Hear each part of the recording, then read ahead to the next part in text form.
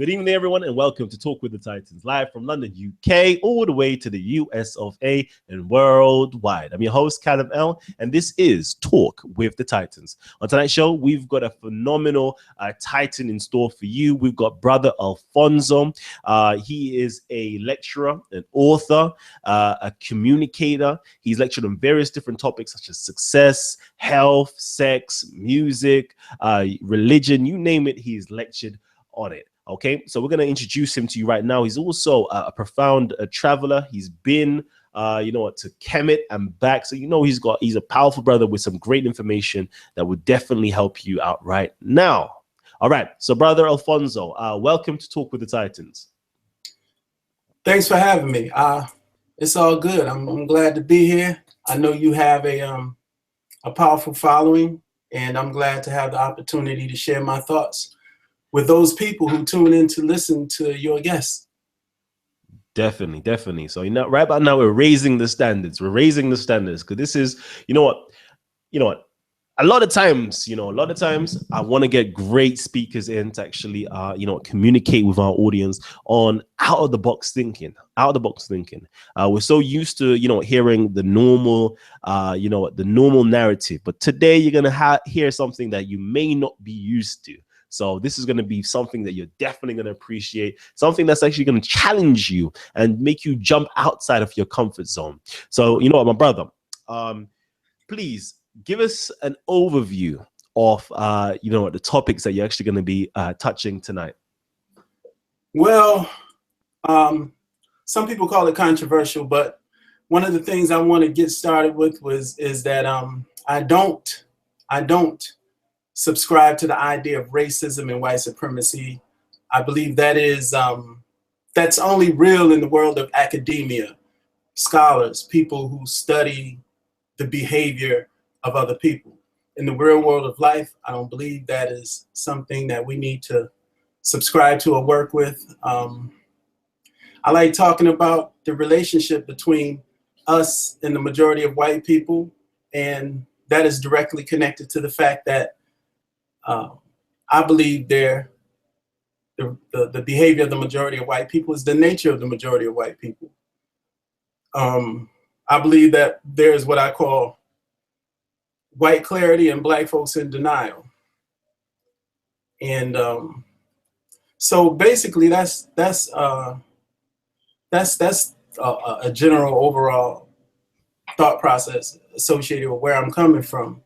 Wow. The majority, and also the bottom line to me is the majority of white people have always seen black people as uncivilized animals and unconvicted criminals who are beneath their pets. And they have treated us that way. And I haven't been able to find any history where the relationship has ever been different. So I don't run out in the street every time the majority of white people act like the majority of white people have always acted. Okay, you know what? It's going to get real controversial. I know everybody's thinking, what? But I see some people that's cheering on. Now, listen, people. Like, wait for it. We're going to be dropping some bombs right about now. Yeah, these are the talks that I definitely do want you to phone in a little bit later on and to have your say. Because this is out of the box thinking. This is something that you may not normally hear spoken of inside of the conscious community. So bear with us. We're really about to get into it right about now. But you know what? What I would love for you to do is please hit the share button. Let everybody know Talk with the Titans is live right now. We're live. You know what? To be honest with you, we're going to have some more powerful speakers coming through as well. We're going to have Brother Zion Lex passing through this week. We're also going to have brothers discussing Freemasonry again from Team Osiris, Mossy Warrior Clan, Almond Ra Squad coming on to the show this week, I believe Friday. So wait for it, people. We've got some powerful shows coming your way. Now, let's get into this right now, because you know what, Brother Tariq Nasheed has released another documentary called Hidden Colors, the Religion of White Supremacy. You know what, Francis Cress Welsing gives a great quote and gives a great definition of white supremacy and racism. So I want to know, are you going against the norm? Are you going against the grain and saying that there is no, religion of white supremacy? There is no racism? Or what exactly are you saying? Okay. First of all, it's probably going against the grain because white folks have duped many of us into getting locked into what I call the race paradigm. What I say is that we are a divine, universal humans becoming. That's who we are. We are a universal people. The race paradigm is white folks' house. And so as long as we remain in white folks' house, they own us. And I'm saying that our house is located in the universal paradigm. Not until we begin to re-embrace universal concepts and understandings will we be in our own house, and then we could spread our wings and flourish. But as long as we buy into racism and the race paradigm, we will continue to be owned by white people. It's almost like trying to build a house. And then white people do something to act like white people, and then everybody leave the house we were just building to go react to white people. And then after we finish reacting to white people, we come back to try to build the house again. And then they do something else white people always do, and then we go back to trying to react to white people. That's their race paradigm. So what I'm saying is my level of success is not measured by what I can have or do that white people can have or do. It never will be. I think our understanding of life should be way bigger than white people and their race paradigm. People like Francis Cress Welsing and others who spent their lives studying racism and white supremacy. White supremacy should be respected for their scholarship, and that's well due. However, when it comes to real life and living out here in this world, and us understanding that we are in recovery from 400 years of unedited, uninterrupted enslavement, our home is universal understandings. And that's where we need to focus on returning to. In the real world, outside of what I call scholarship is part of the real world. But as we live from day to day, we can't live based on the scholarly approach to our relationship with white people. We have to live based on what we know. So for instance, it's like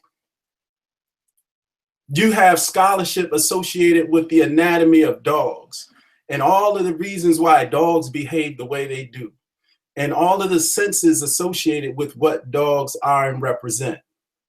And then we have the real world relationship that says, if I see a dog and it looks like it's going to bite me, this is what I have to deal with. I'm not dealing with the scholarship associated with the dog. I'm dealing with what I know about my relationship with that dog. So what I'm saying is there's two different views. There's the scholarship associated with the behavior of the majority of white people.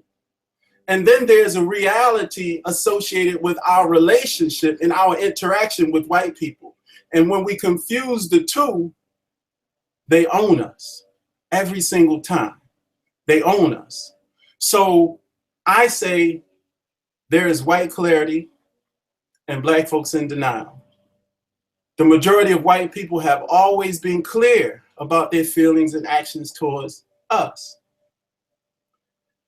When we call our behavior, or when we call their behavior racism and white supremacy, many of us get duped into sitting in meetings that then use these words to say we can fix racism and white supremacy.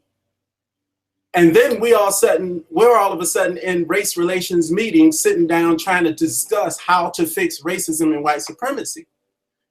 But at the same time, we would never sit in a meeting talking about how to fix birds and stop them from flying, or how to fix fish and stop them from swimming. But we will sit in a meeting talking about how to fix white people and stop them from behaving like white people. And that's the danger of the idea and concept of racism and white supremacy. When we attach their behavior to those words, we then can be duped into thinking that there is something that we can do about it, and then we waste our entire lives and times trying to do something about it. The other thing about those two words, racism and white supremacy, is that we use them as like these comfort words, because now they validate our anger. And then we don't see how crazy we are when we keep reacting the same way over and over again, when they keep doing the same thing over and over again. So these words become like almost a comfort and validation for our anger. And I've always been told that when you do the same thing over and over again, expecting different results, then that means you're kind of crazy. And technically we are. We are out of our natural minds. We're operating with a consciousness created by white people during 400 years of unedited, uninterrupted enslavement of African people. Wow. Okay. You know what? It's about to go down right about now. So you're basically saying that why are we complaining that when a child falls into an alligator pit, the alligator eats the child? Why are we complaining? Why are we trying to fight this alligator when it's going exactly according to its natural nature? Is that what you're saying right there? I'm saying that's what it does. Now we'll have more of a chance to succeed in moving on with our life, which is way bigger than white people in their race paradigm, if we see the alligator for what it is, not for what we think it's not supposed to do. So the alligator eats up the child, and then we go shoot 6 alligators, so now we feel better, as though that's going to change the nature of the behavior of alligators. It's not. Or if you ride your bike in the mountains and some mountain lion eats your relative, and then 17 of y'all go hunting and kill the mountain lion, this is not going to change the nature of the behavior of mountain lions. We have to think of another way to deal with this relationship other than these emotional reactions that don't change anything. So is the solution then segregation? Because for one, I know the nature of an alligator. I know the nature of a lion, so to speak. And I try my very best to stay far, far away from those types of beasts, those types of animals, unless I'm actually going to visit. Okay, visit a zoo, and I'll be like, oh, there is a lion. There's an alligator. But I'm not trying to come too close. I'm trying to stay far away. So is the solution of white supremacy and racism to segregate and to stay away from the process of actually having to interact with? Well, that's unrealistic. That's like saying, is the solution for inhaling bad air to stay away from air? We can't stay away from white people. White people are going to be here. Just like if we're in the forest, lions and tigers and bears are going to be in the forest. You can't be in the forest and stay away from lions and tigers and bears and other things, berries and plants and ants and all other things that could be a danger to us. So it's not about creating or staying away. I've heard some people from the Nation of Islam, they yell out, separation is the only way. I've heard Minister Farrakhan say that. Separation is the only way. And then I say, well, where's the plan for this separation? Separation from who? Where are you going to go? Separation from what? And then how are you going to acquire the land? But I did get an answer at the Justice Orell's rally. Minister Farrakhan said, for starters, we'll ask the government for 100 million acres of land. That's not realistic either. Asking the same people you've been crashing and smashing for the last 60 years for 100 million acres of land, that's not a real solution, the idea of separation. And it's no different when we talk about there's nothing wrong with being a revolutionary. But when we started talking about taking up arms, that's not a real solution either, because the question is, so the solution is to take up arms against the Army, Navy, Air Force, Marines, and all other manner of battling systems set up by this country. That's not a real solution. So for me, for me, when I talk about a solution, I'm talking about us re-embracing our universal approach to life.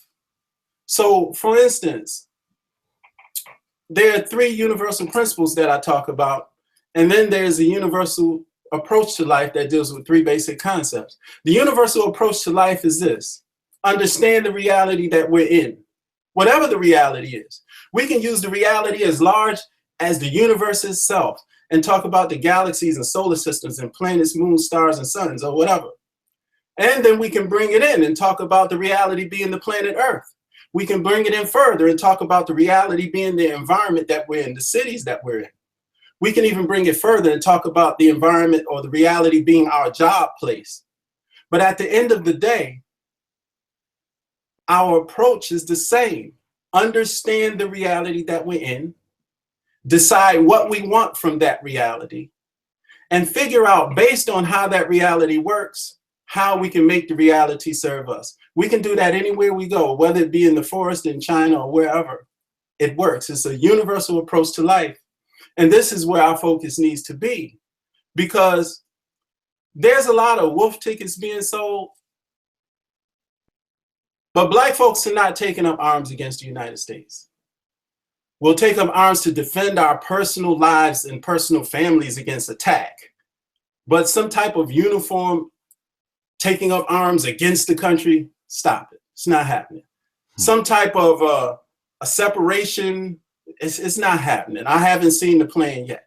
It's not happening. So what I'm saying is, if we defer to our universal approach to life, which is whatever this reality is, understand how it works, decide what we want from it, and then make it serve our best interest. Now, the interesting thing is, even the most revolutionary of Black folks are doing that unconsciously. The most revolutionary Black folks are jumping on YouTube, cussing white folks out. Well, YouTube is a part of this system. It's controlled by white folks. The most revolutionary of laid back revolutionaries, the brother that used BET the other night. BET is owned by white folks. The television networks carrying that show is owned by white folks. The show is owned by white folks. The mic and everything else is controlled and owned by white folks. So what's happening is, we actually use the system to serve us, but then we're angry about it. And the reality is, we can continue using the system to serve us without having to be angry with the system because of what it represents. It's no system that we can go into where there are not going to be some ugliness and some challenges, not one. And one of the things I ask people is, okay, if you get dropped off in China, right? You get dropped off in China. And now the Chinese control everything. And everything is in the Chinese language. And the needs of Black folks don't even matter. And what we wear, eat, and listen to, worship, means nothing to them. And our history means nothing to them. So their schools are not set up based on including us in their history. And then when they see us in China, they look at us more like zoo animals, like freak shows, because a lot of them ain't seen Black people in person. Does this all mean the Chinese are oppressing us? No, but that's what's going on here too. The only difference is the direct historical relationship and connection we have with these people. But it doesn't mean that we can't move the same exact way. Understand the reality, determine what we want from the reality, and then make the reality serve our best interests. And these 3 basic universal principles that I talk about are, number 1 is understanding life, number 2 is preserving life, and number 3 is improving the quality of life.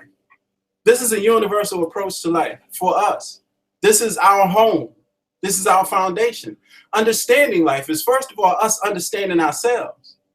Understanding that our personal bodies are the most holiest of holy temples that we can ever have respect for. If we have any respect for any so-called holiest of holy temples and not have the same respect for our body, which is more holier than even that, then something is wrong with us. So first, we understand ourselves, understand our body, understand how it works, understand how we're affected when we take in certain things. Those are the things we need to get reconnected with. Understanding life. Secondly, preserving life.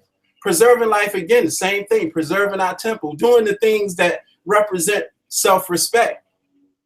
And as we preserve life, we also have respect for life. And then the third thing has everything to do with the foundation and purpose for all of our existence. And that is improve the quality of life. There's not a thing that people call their life assignment that doesn't contribute in some way to improving the quality of life. That's why we're here, and that's an infinite process. Everything that we see and produce, we can figure out how to improve on that. That's why we're here. That's our existence. So that's our universal the principles to our universal foundation: understanding life, preserving life, and improving the quality of life. And then our universal approach to life is understanding the reality, deciding what we want from the reality, and then making the reality serve our best interests. And I say that importantly, even on our jobs. Some of us get so caught up in mess at work, we totally forget that we're there because we have mouths to feed and mortgages to pay and car notes to deal with. And so we get caught up in mess, and next thing you know, we don't have a job.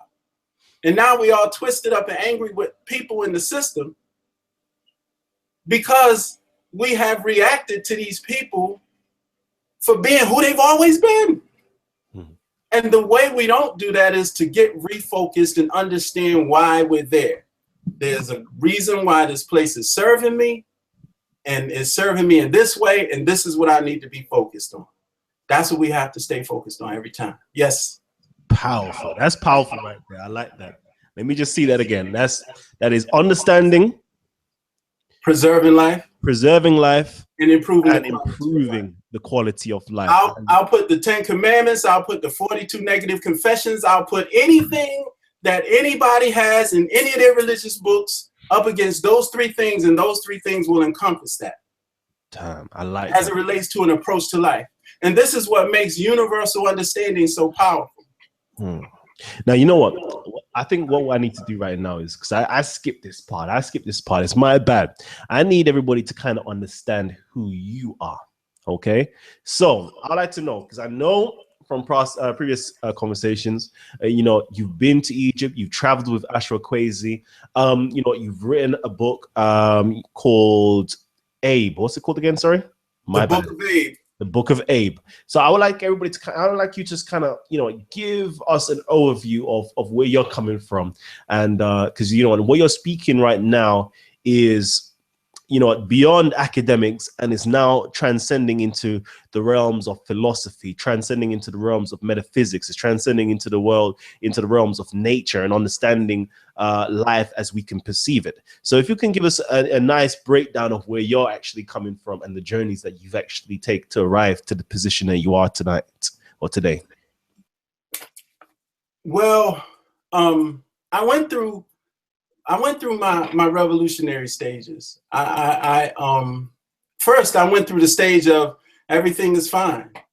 I remember when I was in high school, it's something that I still cringe at today. My cousin had a birthday party, and I knew some girls from high school, and I brought these white girls into the party with me, and with all of these sisters in there. And at that time, as a teenager, in my mindset, it just wasn't a big deal. It was a party. Let's have a party. And then I read the autobiography of Malcolm X. And then that was the beginning of the ultimate change in my whole life, in my world, reading the autobiography of Malcolm X. Now, I wasn't advised to read his autobiography.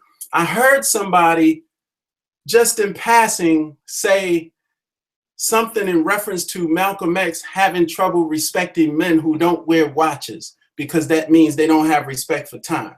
And Malcolm X had a serious respect for time. Every meeting he had, he always arrived 30 minutes ahead of time. And he was very conscious about time. Time was valuable to him.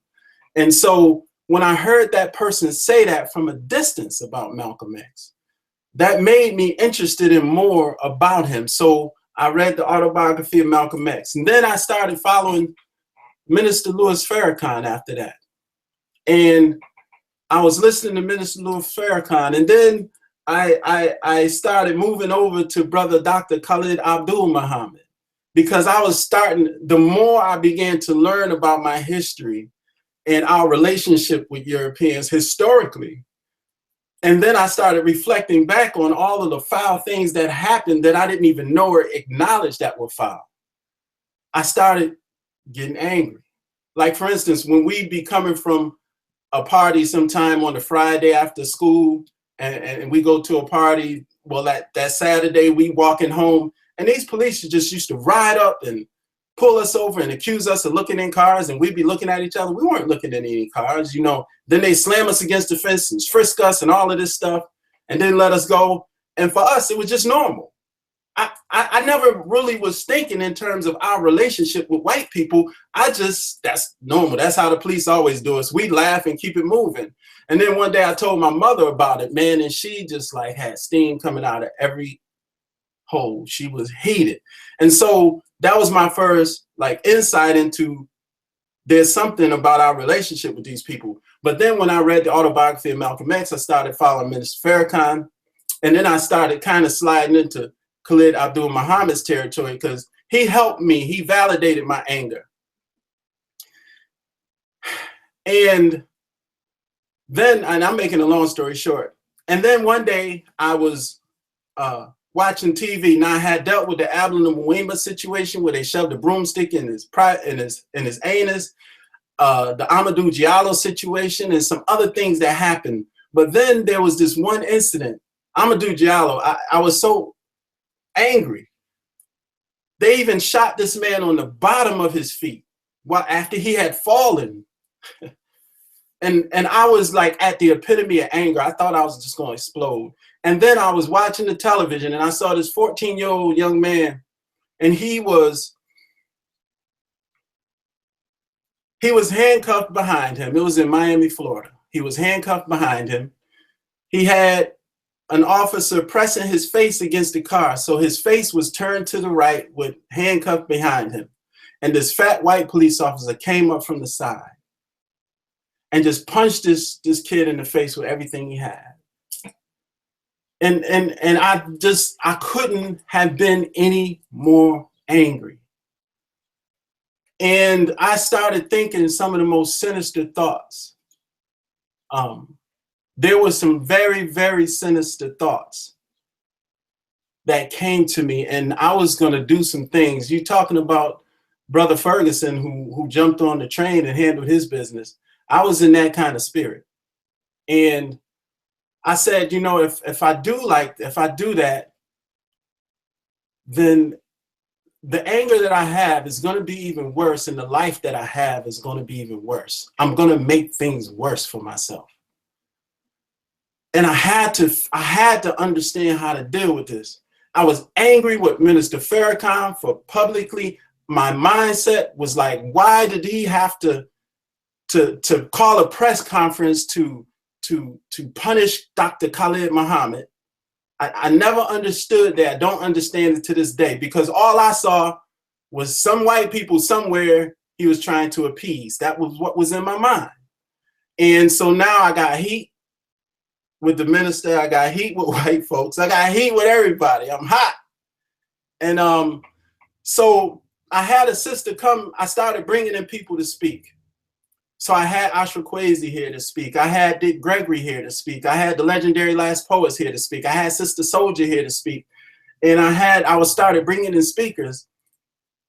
And I said, you know what, I'm gonna bring Dr. Khalid Abdul to Hartford, Connecticut, somewhere or another. And then I had this sister named, I can't think of her name right now, but she was good friends with Dr. Khalid Muhammad. And I had her here to speak. And Zinga, I can't think of her name, but I had her here to speak, and she connected me with Dr. Khalid Abdul Muhammad, and we talked, and I had him a date scheduled here to speak. I was getting ready to start promoting the thing, and then that's when he passed away. So now I'm like, okay, you know, where am I at? And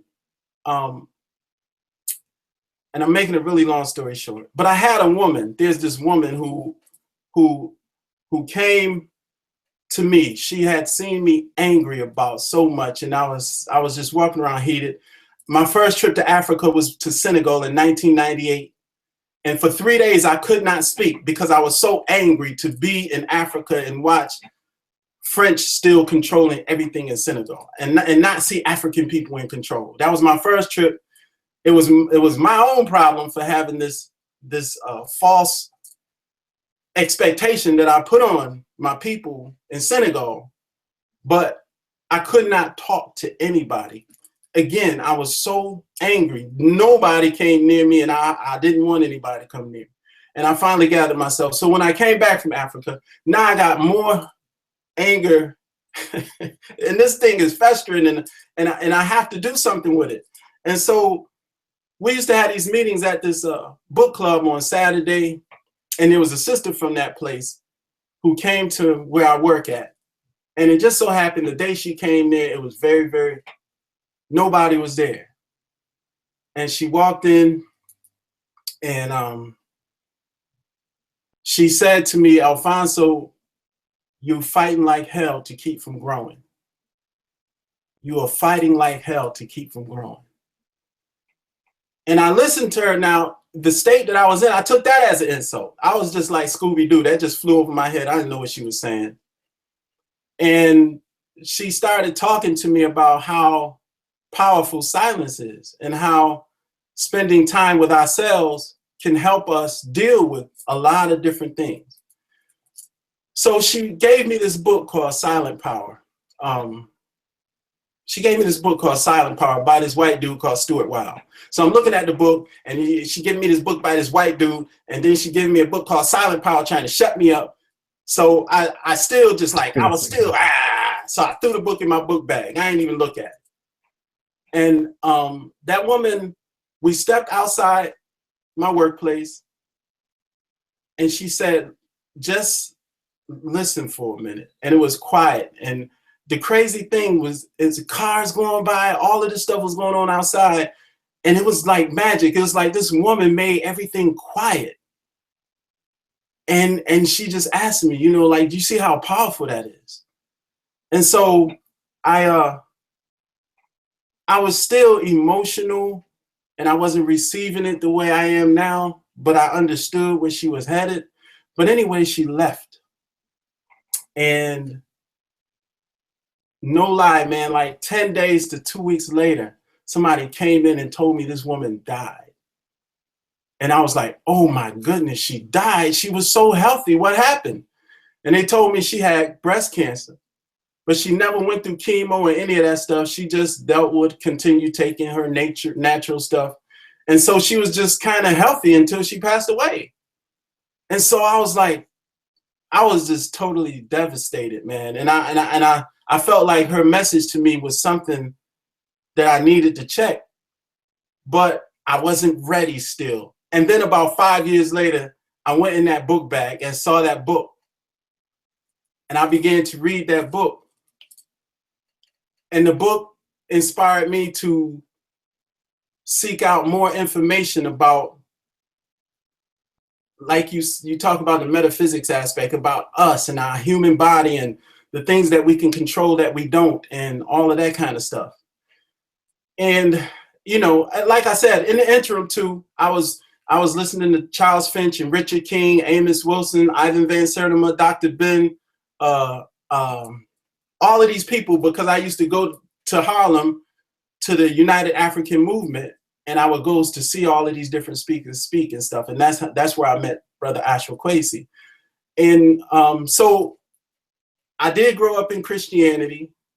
And to make a very long story short, my trip to Kemet totally smashed, ended, severed religious beliefs. It was just over. And if you haven't been to Kemet, there's no picture, there's no video that can justify the magnitude of what is in Kemet. I don't care who talks about it. Like people who go and see this stuff, when they come back, sometimes they kind of get overwhelmed with what it represents and get overwhelmed in embellishing what Kemet represented because of the magnitude of what you experience when you're there. But yeah, so I went to Kemet and I started studying more about our consciousness and our human body and what we have the power to control as it relates to ourselves. And I learned this one universal law. This one universal law set it off. And that one is, he who is most comfortable is the least likely to change. Yeah. And he who is doing the most complaining has to do the most changing. And so when I learned that universal understanding and I started looking at that behavior, that's when I knew we were crazy. Hold on. I need you to repeat that just once more. Repeat those two axioms again, just once more for us. He who is most comfortable is the least likely to change. That's a universal fact. You can't argue with it. I didn't read it in a book. I learned it. You can't debate it. And then the second part of that is... Before you go on to that, I think that is the whole reason why we are here on Titans TV. Mm-hmm. We're here to provoke thought. Because if you're comfortable with what you believe in, what you're thinking, your ideology, what you hold on to be as true, what you hold on to be as facts, you're never going to change. Never going to evolve.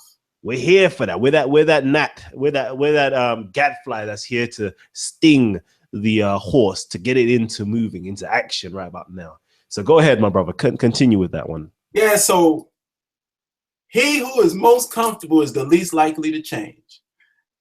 And from a relationship standpoint, white folks are the most comfortable. And he who is doing the most complaining is the one that has to do the most changing. Oh man. And that is a lot of complainers. We have a lot of complainers within the community. That's true.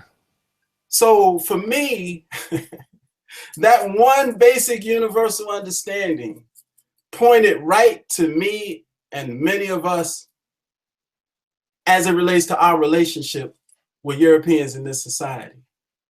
And so I know for a fact, and I could be called pseudo for this, because I can't point to a book that says the real change can only take place when we change. But that's what I know. That's how it is. That's just life. That's how life works, whether it's on your job or anywhere else. Anytime we operate with the expectation that somebody should change in order for us to be comfortable, that's a form of insanity. And there's a reference that I use in my book I wrote about is about water. And I talked about how water changes. It doesn't complain or it doesn't freak out. If it's too high, it goes under. If it's too wide, it goes around. It'll go over. If it gets too cold, it'll just freeze. If it gets too hot, it'll evaporate. The true power, beauty and power of water is that it always makes the adjustment. And the one thing that we're missing as it relates to, again, our universal foundation is that we don't understand that our power is in our ability to make the adjustment, not to try to force other people and things to change. So when we're running into schools and we want them to put our books that we want in there, and we want them to do this and we want them to do that, we're acting crazy because it's not up to them to make us comfortable. We have to make the necessary change to make ourselves comfortable. So I tell kids, go to school and get the A, and then come home or wherever you need to go to get the education or to get the intelligence or get the real understanding of life.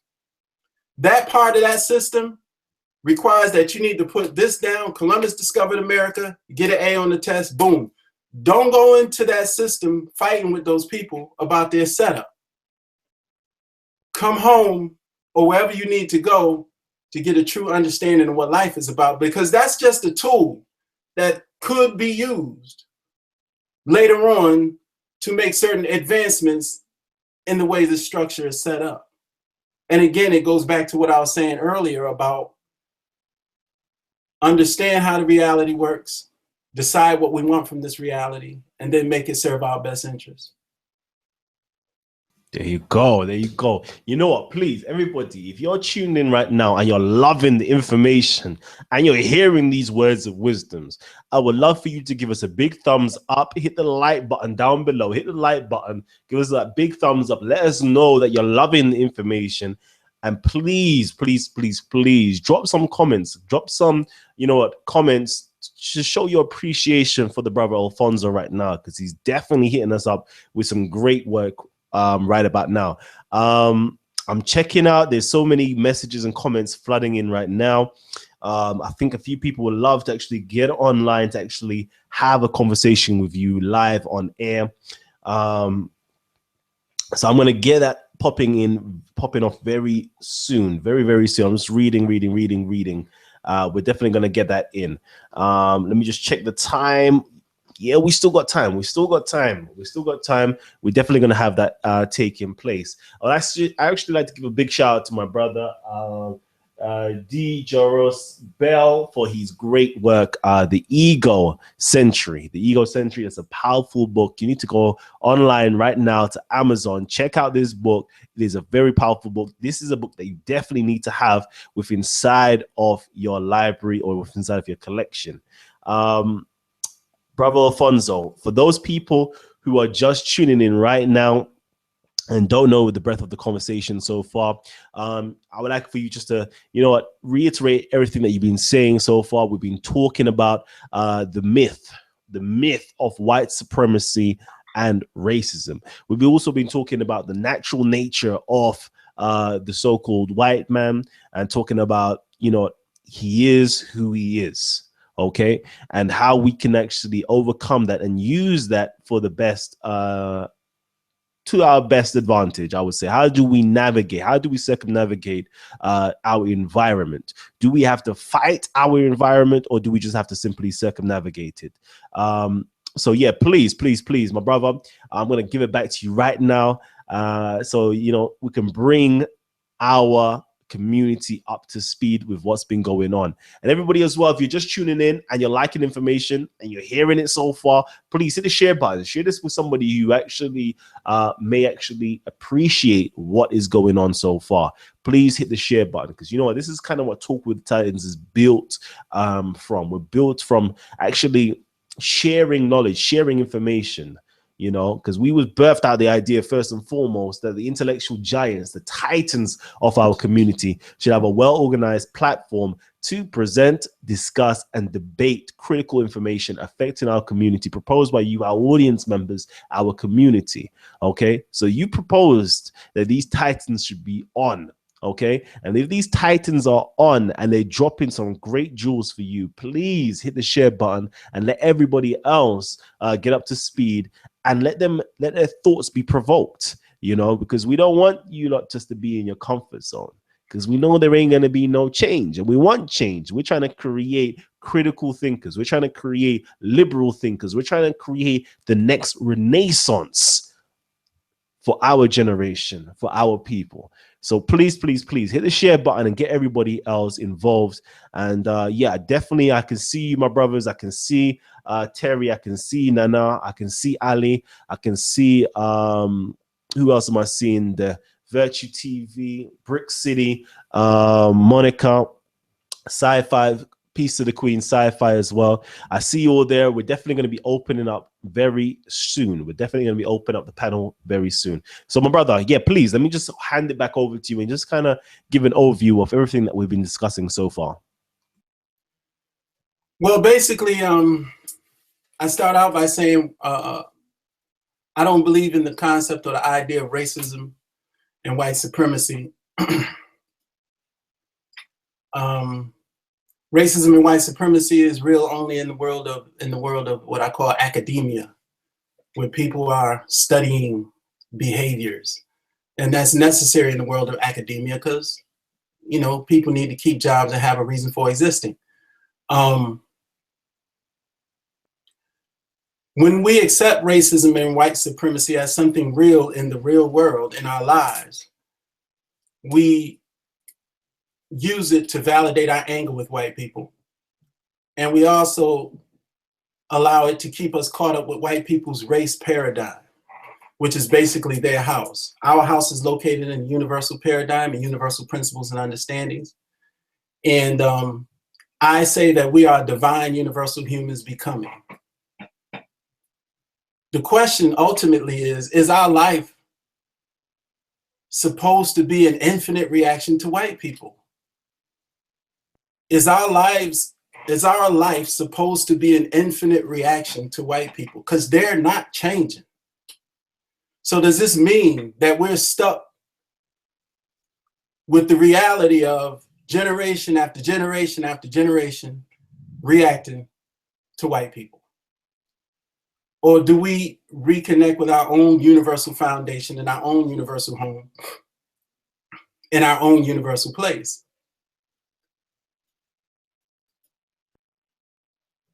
The race paradigm can fit on a speck of dust from a grain of sand in comparison to all that the universe has to offer us and all that is available in the universe to us. I always tell people, I visit paradigms. I visit philosophies. I'm not married to any religion or paradigm on philosophy because there's so much in this universe that we don't know till what we think we do know is nothing. Absolutely nothing. With that understanding, it makes zero sense to argue about information. Life teaches us that for everything we think we understand today, we can get some new information, and then tomorrow what we thought was true is no longer true. So how much sense does it make for us with this little bitty amount of information that we think we understand? And most of us think we understand because we read it somewhere, because somebody else said it. How much sense does it make to argue about this little bit of information that we understand based on somebody else's understanding that they wrote? Now, there's a difference between education and intelligence. Education, we have a lot of educated people. We have people who are just incredibly educated, brilliant from the educational standpoint. Whether it be rocket scientists, science, or anything else, we are brilliant. As a matter of fact, when it comes to our relationship with the majority of white people are at their best. This is the best they can be. We are functioning based on a 400-year interruption and operating with a consciousness created by white people, and we still are better than them at whatever we conquer, whatever we touch, whatever we do. When the best Italian singer sings in Italy, it's only popular in Italy. And that goes for France, and that goes for Spain, and that goes for Portugal, and that goes for England. Wherever the best European is in that area, it stays in that area. But when the best of us do something, it resonates throughout the entire world. We change cultures. We affect everything all over the world every time we do something. And guess what? We ain't even in our right mind. We're dealing with a mind that has been contaminated with colonial contamination. What I call it colonial contamination disorder. We are jacked up and we still resonate throughout the world. You hear performers like Usher going to perform in Iceland, in the Netherlands, in Belgium. You know, we resonate throughout the world. So what I'm saying is that we're not connected to the power that we have because we're preoccupied with white people's race construct. So now the difference between intelligence and education is just being well trained. You can read a book and learn how to do anything on this planet. You can read a book and learn how to build a space shuttle. You can read a book and learn how to build anything. You can do anything. It's a lot of educated people. But intelligence, that's different. Intelligence is when you are able to use your own common sense, along with information that you have listened to, information that you have seen, information you have observed and taken in, including education. And then you put all that together. This is what intelligence is. You're able to put all of that together to solve a problem and create something that didn't exist before that benefits the whole, which represents that third part of what I talked about, our 3 life principles. And that one is improving the quality of life. See, intelligence is when you can take all of this stuff and put it together and create something that solves a problem that improves the quality of life for the whole. And this is something that didn't exist prior. These are answers that didn't exist prior. These are inventions that didn't exist prior, that you bring forth that improves the quality of life for the whole. That's what intelligence is about. So we have a lot of educated people, but because of we're not in our right minds, we don't have that many intelligent people. We don't have that many problem solvers. We don't have that many inventors. We have inventors. There was an ignorant European in the 1800s that said everything that can be invented has been invented. And he had clearly lost his damn mind. Inventions are available, infinite. Intelligence is such that there are an infinite number of new things that we can bring forth that will improve the quality of life for a whole that didn't exist prior. So these are some of the things that's important as we move into our universal foundation and understanding where our universal home is and moving from that place so that we can truly resonate among each other in the world. And the thing is, our universal approach to life is not race-based. So even the most heinous people will benefit. And that's not our problem. It's not our job to try to stop that. It's our job to move from the home that we resonate from, that works in our own best interest. And that is that universal foundation, that universal paradigm, that universal approach to life.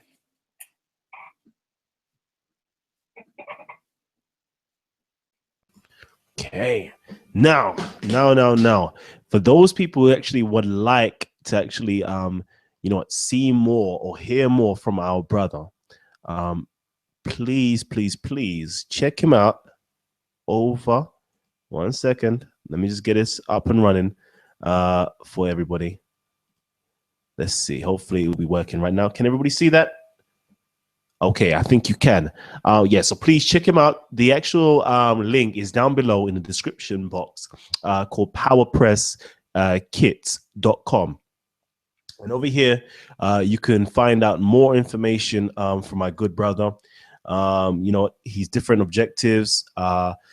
He's different ideas. The things he lectures on, his YouTube channel as well. That's another great thing to actually check out, which is called Thinking Works. Can everybody see that there? Thinking Works. That's right. So all you have to do is go on to his channel, Thinking Works. He has some great videos on here that I definitely think that everybody should check out. Subscribe to the brother's channel. He's also been on Black News 102. He's been around. He's been doing these things for quite some time. So please check out the brother and let me know as well. Let me know in the comment section what you actually think of the brother so far.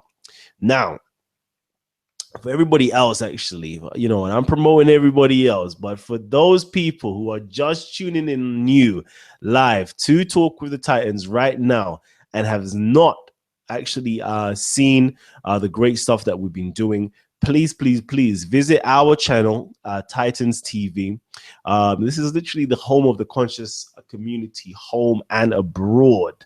Okay, so no matter if you're in the UK or America or the Caribbean or in Africa, Nigeria, Ghana, Senegal, Ivory Coast, or wherever you're from, This is the channel that even Netherlands, all the way in Europe, you know, we've got people all around Australia, you know, Tokyo, China, Israel, Dubai. Everybody's actually tuning in. Malaysia even tuning into our shows. So please, please, please check out the channel. This is like, you know, we've got so many different people, so many diverse ideologies, so many diverse people from different backgrounds coming through onto the channel. So please check it out, okay? Because we do a lot of conscious lectures, interviews, discussions, and debates on the channel. You know what? Please check out our past shows. We've got Pan-Africanism by our brother Sankofa, Freemasonry Explained by Team Osiris, Kemet and the Bible again by Garfield, Kemetic Undertaker. This is my brother Zion Lex, who shall be on again on Talk with the Titans, giving a breakdown of his encounter with Professor James Smalls. We've also got Moorish Science by Ngozi from Amun-Ra Squad and Team Osiris. We've also got Tariq Nasheed from Hidden Colors, and of course the Professor Griff doing the Broken Silence, talking about African Bambaataa. And we also got Zaza Ali as well, the Moors, Sharif Bey, Minister Enki, San Netta, Young Pharaoh, Amun-Ra Squad, and Nasi Yeshavel, all passing through the studios and, you know, really dropping some crazy information. We've also got our Speakers Corner section, where we have, you know, powerful debates with atheists, Muslims, Christians, Kemetics, everybody, you know, even Dr. James White. You know, quite recently we've seen that, you know, the Hebrew Israelites have been getting quite a lot of light shine onto them by Dr. James White, you know, and the Trinity channel actually discussing certain things. And I saw my brother, Divine Prospect, actually jump on as well and having a conversation. So I definitely need to touch base with the king and see what is going on that front. But for those people as well, who's new to the channel, please hit the subscribe button, because Titans TV, our mission is literally here to provoke your mind, provoke some thoughts, stimulate conversation, and actually cultivate the critical thinkers, or cultivate critical thinking within inside of our community, full stop. Now, if you do want the link to actually come on board and actually speak with our Titan right now, I'm actually going to leave it within inside the description box. But brother, please give our community some more information about you, how they can find you, and what other great works you get up to. You just laid it out. I thinking works. I'm on Facebook also, Abe Alphonso McGriff, ABE, Alphonso ALPHONSO, McGriff, MCGRIFF. And one of the things I didn't say earlier that I want to say now is there is a life foundation that is represented in this construct that we're in, and it's one that the white majority has set up. The life foundation they move from is what I call profit, power, and control. One of the challenges with their life foundation is control. Anytime the ultimate goal is to control other people, then you're also going to automatically have conflict. An attempt to control others means there's going to be conflict. If you ever had some type of insect in the house and you just didn't feel like killing it that day, so you put a piece of paper in front of it for it to crawl on so you can go throw it outside. And what it does is immediately goes in the opposite direction. Nothing wants to be controlled. So you force the paper under and run and throw it outside. My point is, if control is a part of your life foundation, then conflict is also a part of your life foundation. And that's why everywhere Europeans have been moving from this foundation, profit, power, and control, there has always been conflict. Now, the life foundation created for Black people by white people during 400 years of the enslavement of African people, the life foundation we move from presently is not even profit, power, and control. The one we move from is envy and competition, fear and identity and security, and conflict and confrontation. That's literally our life foundation. And it is so destructive on many levels, from every angle you can think of. It's no wonder why we are doing so many of the things that we're doing. But again, it has everything to do with 400 years of conditioning. And then what I call our universal foundation, or our universal life foundation, is what I said earlier: understanding life, preserving life, and improving the quality of life. That's where we come from. Right now, we're in what I call, we're in life foundation purgatory. We just sitting in the middle of nowhere, not understanding how to move or where to move or when to move. And our home is in the universal place: understanding life, preserving life, and improving the quality of life. And the other thing I just wanted to say, to just make sure, like, to present an understanding of how we arrived in the condition we are today here in America in particular. If you take a bear that rides a bicycle in a circle at the circus, it may have taken, I don't know, 3 or 4 years, just to guess, to get that bear to ride a bicycle in a circle. By the time you see a bear riding a bicycle in a circle, the bear is confirmed out of its natural mind. Now, some people will say, well, the bear must have wanted to ride the bike, or the bear didn't mind riding the bike. And I'll just say, well, if you go lay a bicycle down in the forest, there will be no bear that will actually pick up the bike and try to ride it. It's not the nature of a bear. It's not how it works. So imagine that bear in the circus now. It has been conditioned to ride a bicycle in a circle. It never hunts anymore. It never hibernates anymore. It doesn't get its own food. It doesn't get to wander for 30 or 40 miles a day. None of that stuff. The bear is completely out of its natural mind. Now imagine if the bear got together with all the other bears in the circus and demanded freedom. And the freedom that the bear demanded was, we want to be able to wear the same kind of clothes y'all wear. The bear telling the trainer, we want to be able to eat the food you eat. We want to be able to live where you live. We want to be able to ride the kind of bikes you ride. We want to be able to wear the kind of clothes you wear. Is the bear still out of its natural mind? Because the bear, in its demand for freedom, never demanded to be able to hunt anymore, to be able to wander for 20 or 30 miles a day anymore. Never demanded being able to hibernate. So even in its demand for freedom, the bear confirms that it's still out of its natural mind.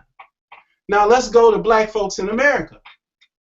Not after 4 years, but after 400 years of experiencing colonial contamination disorder. What did we do? We didn't demand to reconnect with our own history and culture and language and universal foundation. We demanded to be able to do what the people who enslaved us do, which confirmed in essence that we are still out of our natural minds. So even to this day, when we find ourselves demanding equality or demanding to be able to do what white people do, every time we do that, we confirm that we're out of our natural mind. We don't even know what power is. Our only understanding of power is the power white folks have defined. But I don't get involved in fighting the power, because what white folks define as power doesn't serve me. And what we need to understand is, in order to be involved in having a power, it needs to be a power that serves us, not one defined by white people, because every understanding of power that they define is going to be one that serves them. So before we can even think about fighting the power, we have to define the power and harness the power and decide what we want to do with the power that we have defined and harnessed, and then become powerful on our own terms. We have to get out of this race paradigm. Yeah, that's real. That's real. I like that analogy right there. So, real quickly, I'm just going to check for those people who actually would like to come on the panel right now. The link is literally down below. It's in the description box right now. It's called a panel link. If you would like to join us right now, hit the panel link, and you'll be coming in right live with us right now.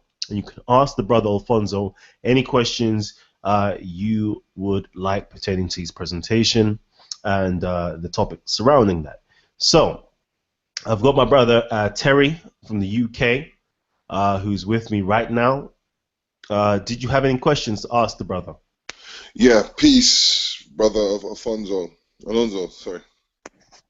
Can you hear me? Yes. Yeah, I wanted to ask, right? Let's imagine of my training of thoughts. How would I go about going about using the principles or knowing about the principles of the universal laws? And how would I able to utilize that to my training of thought, considering that I've been building myself upon the years of information of others? Did you hear me? Yeah, I don't know if you were on the line when I was talking about how I was introduced to the autobiography of Malcolm X. Yeah, I heard that. I just happened to hear somebody mention about his concern about time, right? Mm-hmm. Now, for me, that took me into the beginnings of where I am now. And I don't know how to get anybody to do anything. Mm-hmm. What I know is when we share the information in a way that people are able to receive it, those who are ready will take it and apply it, and those who aren't, it will mean absolutely nothing to them. So I never move with the goal of getting anybody to do anything, but I'll give you this universal law that's real, and that is, if I continue to do everything I can to make my holiest of holy temples, that is me, the best it can be, then any environment that I walk into, no matter how foul the environment is, the quality of that environment is improved simply because of my presence. And if we as individuals took on that one universal law and principle associated with it, then there would be a natural rising of the quality of a nation of people. But we are contaminated with the idea that we have to get people to do things, or force people to do things, or control people, and all those things result in conflict. Conflict never brings about true change. Conflict can bring about forced behaviors, but it's not connected to true change. True change is a natural process. It's real. It's not forced. So I really don't know. But what I do know is if we continue to just share the information the best way we know how, those who are ready for it are going to receive it and take off with it. Okay. But then what about people that have that form of fear of change? How would you explain that? Because, you know, like some people get very influenced or being comfortable with what they have. Right. People who fear change also fear growth. But there are a lot of so-called conscious people who fear change because they're married to philosophies, and they're married to religions, and they're married to paradigms. So even though there's a lot of people who poke their chest out like they're aware and conscious, just the idea that they're married to a philosophy and a religion and a thought process confirms that they fear change. Because you can't grow and evolve. You can't move into a dark room not knowing what's in there, which is what growth is about, and be married to a philosophy or religion or paradigm. So yes, there are many of us who fear change, even among those of us who claim to be conscious and aware, but are married to philosophies and religions and paradigms. So if I was looking to go into your forms of study of your books, how would I get to find out about it? You know, one of the things that I've learned in the conscious community is that I would be what they would call pseudo. Yeah. Because I can't point you to books. I can't. These are everything. Most 90% of what I'm sharing with you are things that I stopped reading a while back. I used to read all of that, a lot of stuff. And I stopped reading a while back and started thinking, because one of the things I realized that most of the people that write books are people that were doing a lot of thinking first and developing understandings and then sharing that information and then comparing with others to try to validate the information. I understand that. But there are those of us who share what we understand to the best of our ability. Call it what you want. Call it cooning, call it pseudo, call it whatever. I'm good. I have no problem with it because I'm doing what I'm supposed to do. I'm growing. I'm sharing the information. People could take it or leave it. That's why I love questions, because I'm not threatened by questions. I don't fear questions. And I don't and above all, I don't fear name calling. It's all good. Because people can only move from where they are. And if they're in a place where they're threatened by a person or threatened by information to the extent of name calling, that's just where they are. But I can be pseudo. I can be all of that stuff. It's cool. Okay. No, that's why, because I'm a great believer in joint adventure.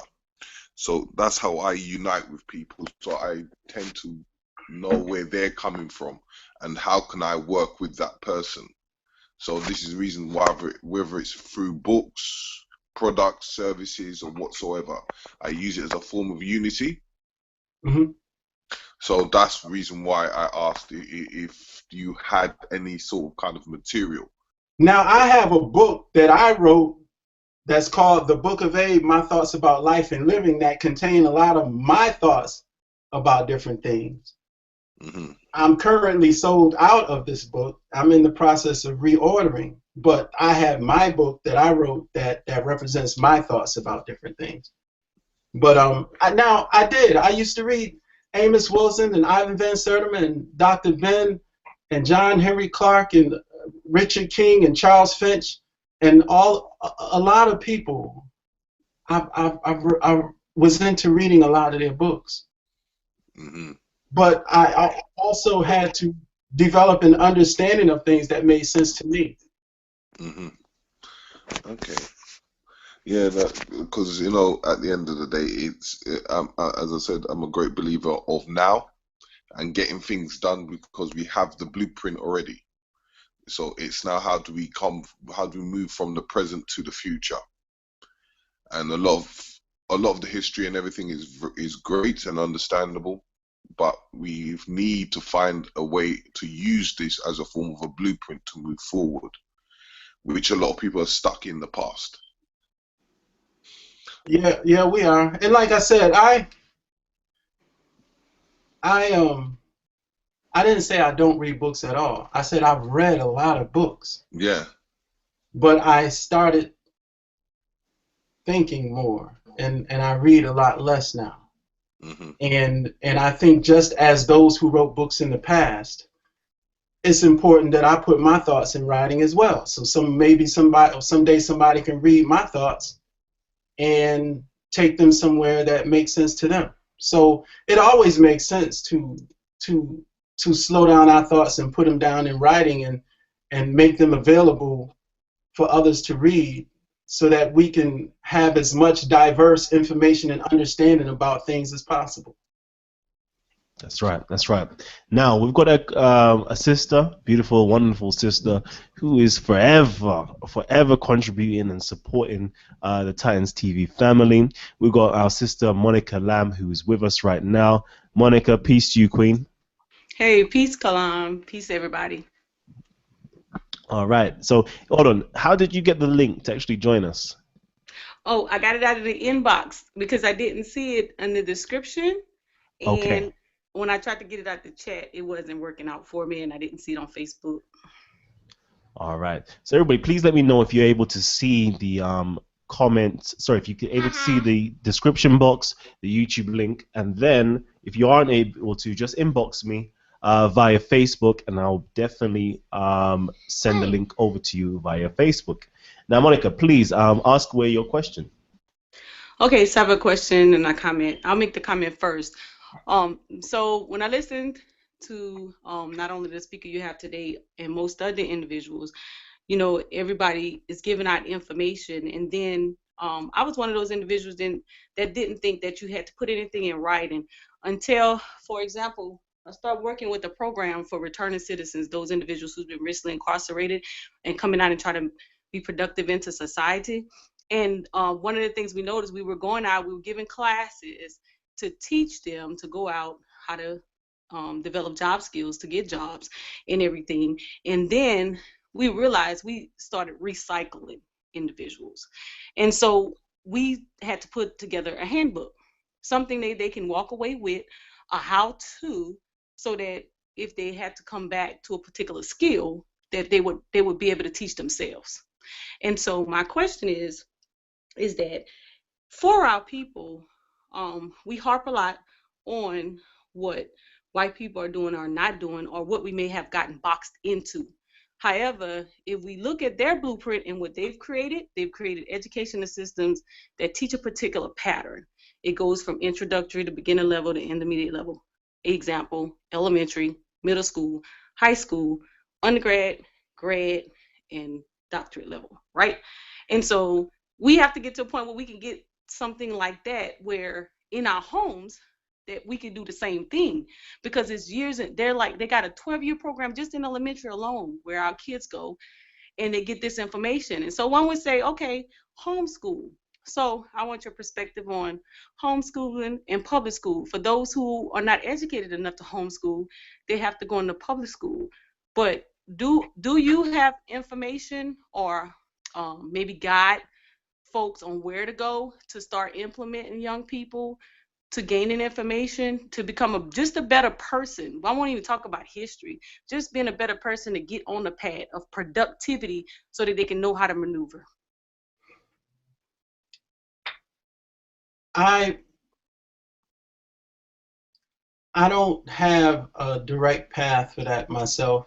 I have relatives who've done homeschooling, who went into the public school system and have excelled in an incredible way. One of the things that I said earlier was that I told my son to go to school and get the A and then come home and get the information, which meant don't go to school fighting with those people about what I'm telling you. Go in there and get the A and then come home and we'll continue sharing the information and understanding things. So I don't know of a system or anything that speaks to what I'm talking about as far as our universal foundation and our approach to understanding life from this universal place. I'm not familiar with that. That's why I just started putting myself out here, because I'm just hearing more arguments about information. And I think it is my personal opinion that our home basis is rooted in universal understandings. It doesn't make me absolutely correct or anything like that. And it doesn't mean that I'm like bashing people who are locked into certain philosophies. It's not me criticizing or bashing them. It is me saying that as divine universal human beings, it is innate in us to continue growing and evolving. So when we do marry into a philosophy or a religion or a paradigm, we stop our growth. And one of the things that happen when we get married to a philosophy or a religion or a paradigm, when we hear challenges to that, instead of hearing out the challenges, we immediately, our first reaction is to defend what we already stand on. So that makes it difficult for us to continue growing and evolving. But ultimately, that's what it's about. We live in a system where it's all over the place, outside of the paradigm that white people have created, because we're still trying to figure things out. So I don't know of any basic place that represents this particular thought process or anything else that is about moving us forward or healing us. I just know it's my responsibility to share the information, and people could take it or leave it alone.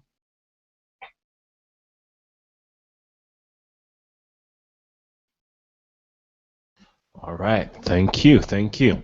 All right, I can see there's a few people that's been trying to get, in via the link. You know what? I've sent it out actually on my Facebook. I believe it's actually on my Facebook. Actually, no, I haven't. So I'm gonna just send it right now on my Facebook. Right now, turn link for tonight's show. There you go. So for those people who are having difficulties finding the link, here it is. But please come on as soon as possible, because we're literally in the last 10 minutes, 5 even minutes of the show. So please, please, please come in as soon as possible to ask any question or make any comments that you do have for the brother, because we definitely do have to close out very shortly.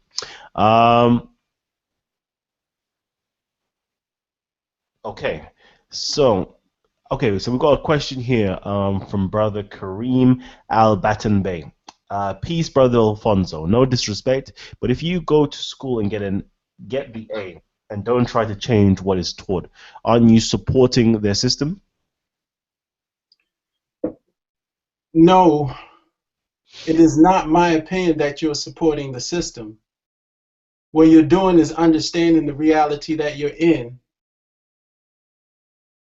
And the ultimate goal is to make the reality serve you. So, you know, if we are on Talk with the Titans on YouTube, are we supporting white supremacy? Because white people control all of this. If you're on your smartphone, are you supporting white supremacy? White people control all of this. If you turn your water on in the kitchen, are you supporting white folks and their agenda? White people control all of this. You turn the switch on in your house and your electricity, are you supporting white folks' agenda? White folks control all of that. If you try to open a black business and the white people turn off the water they control, the electricity they control, the smartphones they control, do you still have a business? The white people control all of that. So what I'm saying, for me, it's not about supporting white people or not supporting white people. What it's about is us in every single instance in this reality moving in a way that serves our best interests. That's the bottom line. That's what it's about.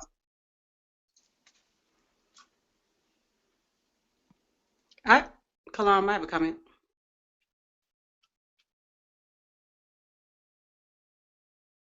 Go ahead, sis. Go ahead.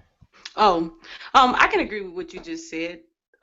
Get the information and then use it for your best interests, or to help you throughout your journey in life. And I think what people get stuck and stifled is that that if in whatever they get involved in, whether it's religion or maybe it's an educational institution, is how to really use that information. And I think that's where we have to be instrumental, in that once they get that baseline educational knowledge, or that religious backing, because I won't say being a part of a religion is bad. Some of it has some principles, such as loyalty and integrity, that can kind of lead you and guide you and keep you loyal to yourself. So once you get that, having institutions in place, or maybe go-tos or resources that can help them for the development with it. I.e. example, someone goes to school, someone goes undergrad and they get a business degree. We know that some of the stuff you learn in school, you may not be able to implement directly once you start a business. However, there may be someone who can enhance that knowledge, or maybe have some workshops or things like that, or maybe an association that they can help that person further their education. So when you say that you send the kid to school to get the A, and then you teach them something, that's the information that I see. Once we send them out there, they gain some basic knowledge on how to maneuver, then where can we maneuver them next? I think if we start to implement that, and I'm sure there's a whole bunch of schools of thoughts out there, or people out there who have things in place, but that needs to start being identified. Like, where do you go? If you want to do more with business, who do you go see? If you want to write books, who do you go see? If you want to do media publicity, who you go see. Just some how-tos, so to speak. Thanks, Kalam. No problem, sis. And real quickly, sis, you know what? I got a few people here saying that your skin is looking healthy. I'd like to know, I know you've got a business. Could you just kind of let everybody know what business you're actually into right now? I have a nonprofit organization called Tri-City Visionaries, and what we do is we teach small businesses on how to start businesses, how to expand and do business with the government. So I have a pretty good track record with getting government contracts and helping nonprofits get grants. And so we kind of approach business from a whole nother perspective. We approach it from a experience perspective. So when one come to us, we find out what they know and what they don't know, and then we meet them where they are. We kind of do a 4-hour workshop, and we can kind of get you on track to where you need to be, and pretty much online with business and compliance. By background, I'm an auditor, retired military, so I kind of understand the governmental process. Some folks run away from the government. I've learned how to take advantage of them, and that's pretty much what I do. Okay, and if we would like to find you, because I know a lot of people watching this show, may just follow in and after my own spirit of being an entrepreneur. So I'd like to know, how could we possibly find you, find your organization, get in tune with everything that you're actually doing, and actually start our business. Get grants and funding, because this is money that is freely, I would assume it's freely available for certain types of businesses to get kickstarted. Yes, absolutely, Kalam. And what's crazy is that there's many people that come on your show that has a lot of information and a lot of how-tos that can put programs together that can get funding, because they're looking for cultural type information that's going to develop a community. So we talk about community development. There's community development grants out there. I won't shout at anybody because I don't want to take nobody else's thunder, but it's so many people that has programs already that can get funding. And they have so much knowledge. Y'all have so much knowledge. I'm overwhelmed. I'm like, oh my God, y'all talk about methodology and science. That's the information. Collecting data, research, that's the information. So how to get in touch with me is TriCityV, TriCityV @gmail.com, or probably the easiest way to inbox me on Facebook. My name, Monica Lamb, on Facebook, and we can get started from there. The website is tricityvisionaries.org, and like I said, the grants, the small businesses. A lot of people get upset with President Obama. I praise him because when he got in office, just give you an example, he opened up small business and minority women, oh my God, open up contracts, and they did it by way of set aside funds. And what set aside funds is, it's broken down to different groups. You got your ADAF, your GSA, your DBE, your MBE, your service connected set aside funds out there, but they put the certifications in place just to make sure you was in business compliance. So I learned how to do all of that stuff. Take me no time to do it. Got a couple $1 million contracts.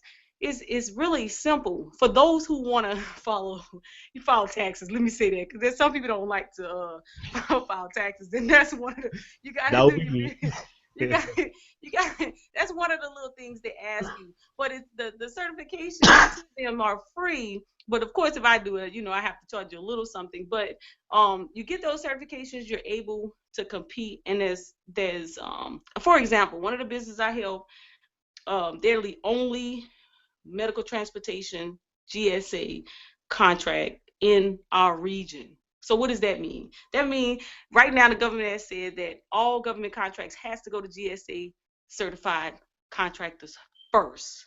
That means that they put it out there that we're number one on the list. So they have to find something wrong with this.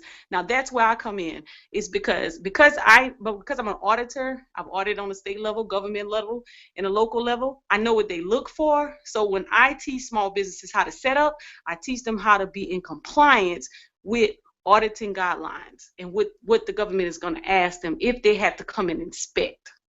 That's why I'm so beneficial. See, most people just come in and say, oh, go get your articles of incorporation, go get your business license, go file for your tax withholding number, and boom, you're set, you're ready to go. But nobody tells you that, hey, that first dollar that you started that business with, you need to keep documentation. Nobody tells you that, hey, if you put your wife at 51% and you at 49, she has more favor than you right now, she's gonna get the contract and you're not. Just little things like that. So I don't want to keep going because I know you got your show to go, but you can find me again, Monique Kalam on Facebook, tricityv@gmail.com. The webinars, I can do webinars if you're in South Carolina, because where I'm at, we can come to where you are. We just charge a small fee, $100 for 4 hours of workshop, and I promise you get more information for that little money, because I'm more into helping you than hurting you. But because I have a nonprofit, I have to sustain it. That's the only reason I charge. So if you're out there, because I hate to see y'all just go underwater for lack of information. So that is. Perfect. And for anybody out there who's interested in media and journalism and is in the US and would actually like to start up a division of Titans TV and would like to go to Monica to go and get that funding, that grant money that you could apply back into Titans TV. That's right. Go and do it, okay? Let me know and go and do it. All right, back to my guest right now, my brother Alphonso. You know what? I'm searching here. I think everybody is like, saying we need another hour with brother Alphonso. They're loving the wisdom that he's dropping right now, or has been dropping as well. Peace to you, sis, as well, Monica Lamb, they're saying. So yeah, you know what? We're actually reaching the very end of the show right about now. We've actually gone overtime. So my brother, if you have any last words to actually relay to our audience, please let our audience know. And also as well, can you just, before you close out, just let everybody else know where they can find you, how they can subscribe to your channel, and how they can hear this, the great words of wisdom that you're giving out right now. Because you know what, everybody, life isn't about reading books. Like, I feel you. I've read thousands of books, to say the least. And you know what? The most wisdom I have received isn't actually from reading books within my bookshelf, but it's actually reading the book of life, reading the sacred volume of the law, reading nature, really actually taking time out to hold a meditation, to actually get within inside of myself, to actually talk with myself, and to see nature and actually come to an understanding and philosophy of life. And that can't be really found in books, because that's another person's way of looking at things. But we do need other people to spark our minds, to spark our intellect, to actually think that little bit differently. So my brother, it's back over to you. So please, you know what? Tell our audience what they need to hear from you. Well, I just wanted to say that sister just laid out an entire understanding of how to use the reality that we're in to serve us. I found it interesting that she asked me, well, what do we do, or how do we?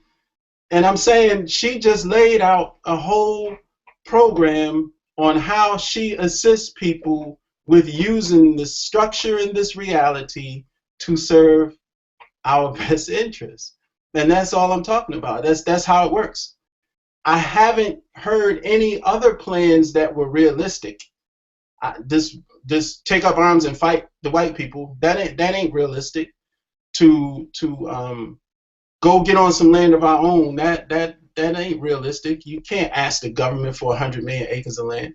So that sister just laid out a beautiful approach as it relates to her business on how to take this reality and make it serve your best interest. So I thought that was pretty cool. I also wanted to commend somebody on the list. I just looked at the list real quick, and somebody said I look like one of James Brown's female backup singers.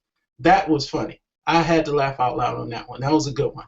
And and James Brown is my main man on the planet. So just the mention of James Brown, that's all good, because that means somebody knows what James Brown is about. And then finally, I just wanted to close out by saying that life is set up in a way that every experience that we have, we can learn from. There's absolutely no environment that we can be in, not one, that will not present some challenges. The way life is, there's always going to be challenges, always. And the quality of our life will always be determined by the quality of the decisions we make when dealing with those challenges. White people are not a special challenge. We make them a special challenge. They're just no different than some poison ivy in the forest. You get a rash, you say, okay, that right there gives me a rash, but my goal is to get through the forest, understand the forest.